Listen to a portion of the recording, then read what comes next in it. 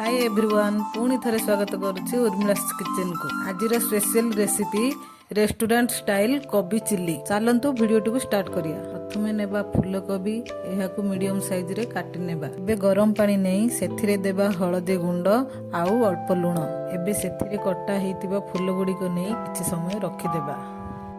एबे चलतु अन्य सामग्री गुडी को काटी नेबा। मु दुईटी कैप्सिकम नहीं बड़ बड़ पीस करी काटी नेछि। एबे अदा रसुण मरीच को नहीं पूरा छोट छोट करी काटी नेबा।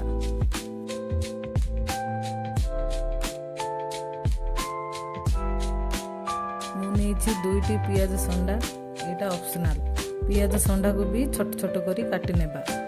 एबे पियाज को काटी कैप्सिकम परी बड़ बड़ पीस काटी देबा। हेगला मो परिबा गुडी को रेडी। चलंतु एबे मैरिनेशन स्टार्ट करी। गोटिए जागा नहीं सेथिरे देबा 6 चामच कॉर्नफ्लोर आउ 4 चामच मैदा।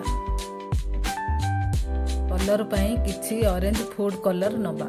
सेथिरे स्वाद अनुसार लूण नेबा आउ अल्प अल्प पानी नहीं भलसे गोळै नेबा।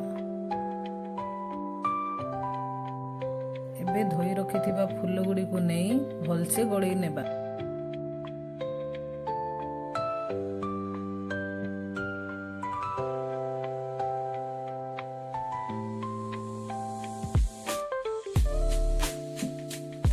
सेथिरे मरीच गुंड आउ अदा रसुण पेस्ट नहीं भलसे गोलई देबा।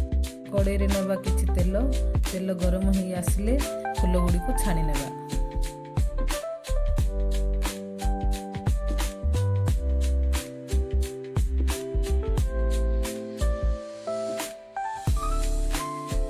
फूल गुडी को एबे छणा हे गेला। चलंतु सॉस बनेबा। कढ़ाई रे अल्प तेल नहीं सेथिरे देबा रसुण। थिरे पियाज कंचा लंका देई किछि समय भाजी नेबा। एबे सेथिरे नेबा पियाज संढा आउ कैप्सिकम देबा। स्वाद अनुसार लूण आउ अल्प विनेगार नहीं भलसे गुळई नेबा।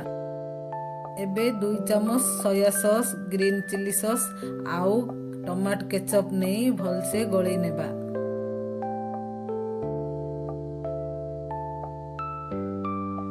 सेथिरे छणा हेतिबा फूल गुडी को नहीं किछि समय भाजी नेबा। एबे 2 चामच कॉर्नफ्लोर पानी नहीं भलसे गोळई नेबा। रेडी हे गेला हमर कोबी चिल्ली।